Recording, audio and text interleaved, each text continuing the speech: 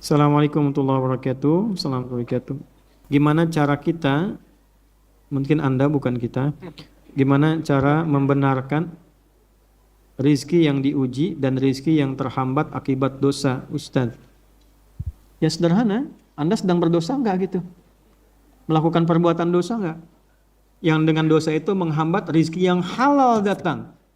Karena rizki itu sifatnya bisa dua, bisa yang halal, bisa yang haram. Jangan disebut dengan rizki itu konotasinya halal saja. Tidak, ada rizki yang haram.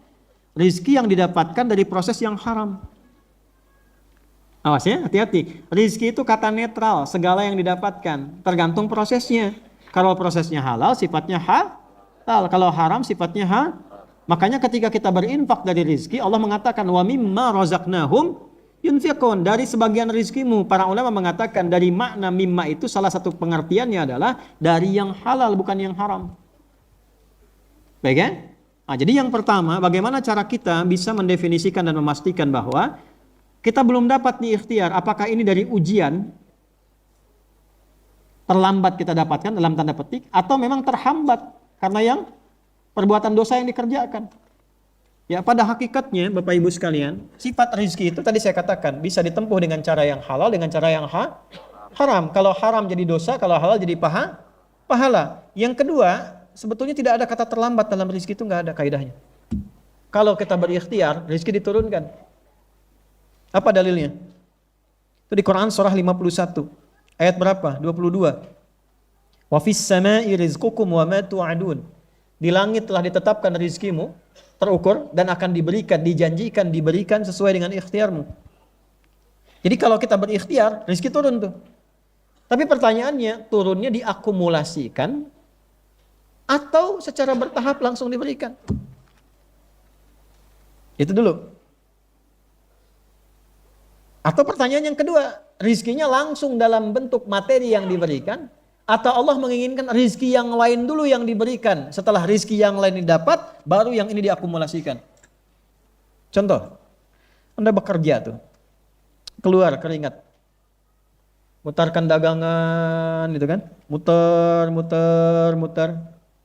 Ingat ya, ingat kaidahnya. Yang memberikan rizki siapa? Allah. Ingat betul itu ya.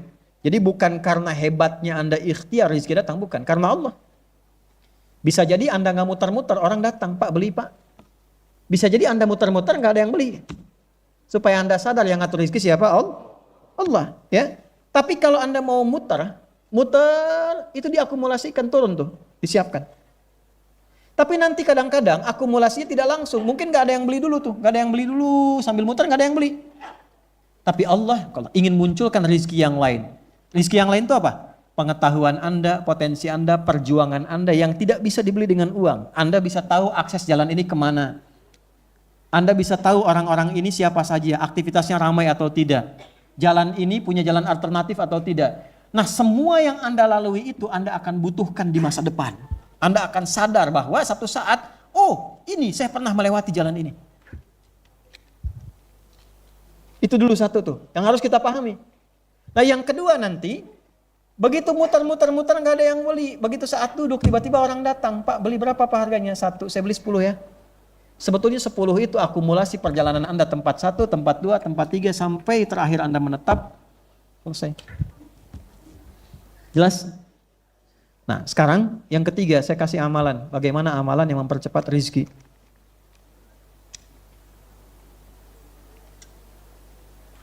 Minta doanya Ustadz untuk kelancaran urusan saya. Nah ini doanya, saya kasih amalannya dulu.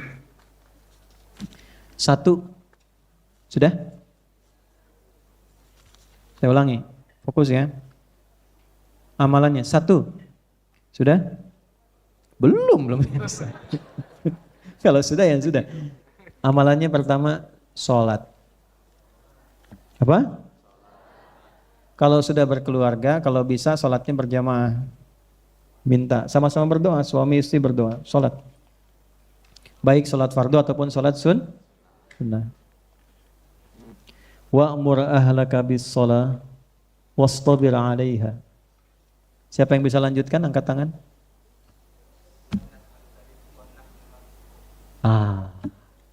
Dapat hadiah 1 juta ya. Perintahkan keluargamu sholat Sabar dalam menjalani itu. Kita nggak minta kamu yang menghasilkan rizki. Dengan sholat itu, kami yang kasih engkau rizki. Nah, itu dalilnya. Satu kali, ini kisah nyata. Ada satu keluarga, ayahnya pulang bekerja, saya persingkat dan ini akhir kajian kita. Ini kisah nyata, saya nggak cerita yang fiktif. Begitu pulang, ayahnya mendapati anaknya sudah tertidur lelap. Lalu bertanya pada istrinya, "Ma, anak-anak sudah sholat isya belum?" Istrinya nangis. "Belum, Pak." "Nah, kalau belum, dibangunkan dulu sholat." Nangis istrinya. "Pak, aku tadi itu pura-pura masak di dapur untuk menenangkan anak-anak, untuk memberikan kesan ada makanan yang sedang dimasak. Sampai mereka tertidur. Aku takut kalau aku bangunkan lagi, mereka ingat lagi belum makan. Sementara tidak ada makanan di rumah. Dan suami tidak pulang tidak membawa apa-apa." Perhatikan ya kalimatnya. "Ma, jangan mengatur yang bukan urusan kita. Rizki itu urusan Allah. Urusan kita itu menyembah Allah. Yang penting kita tunaikan tugas kita menyembah Allah dan merawat anak-anak kita untuk menyembah Allah dan biarkan Allah menunaikan tugasnya untuk memberikan rezeki pada kita." Udah kalah. Makanya kembali kepada pertanyaan pertama, kalau ujian iman pada calon istri itu lewat, kesananya lewat semua. Tuh ya, ingatkan pertanyaan pertama tadi. Maka apa yang terjadi? Anaknya dibangunkan lagi, sholat, dan anaknya ngikut. Gak ada kalimat pertamanya, Masya Allah, makanan udah siap, gitu kan? Sholat wudhu, sholat jamaah tuh dua anaknya, sholat jamaah. Lalu apa yang terjadi? Begitu selesai menunaikan sholat, tiba-tiba ada tetangga ketuk pintu. Assalamualaikum. Begitu dibuka, dia bawa satu nampan makanan yang enak-enak dimasaknya, di masa itu yang paling enak. Dia katakan, "Fulan, ini aku ada hadiah makanan untuk Anda."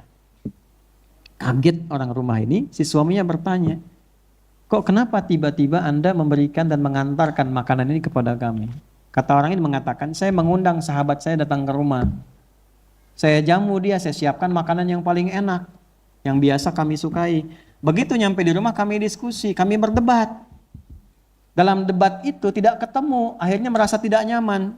Teman saya langsung pamit tanpa makan makanan ini." Makanya kalau bertamu aja, jangan berdebat. Makanan jadi nggak enak. Gitu ya. Lalu apa yang terjadi? Lalu saya langsung berkata secara spontan, "Ya Allah, karena dia nggak mau makan, aku akan bawa makanan ini keluar dan akan berjalan sampai kakiku berhenti di tempat yang Engkau tentukan, dan di tempat itulah aku akan berikan makanan ini kepadanya.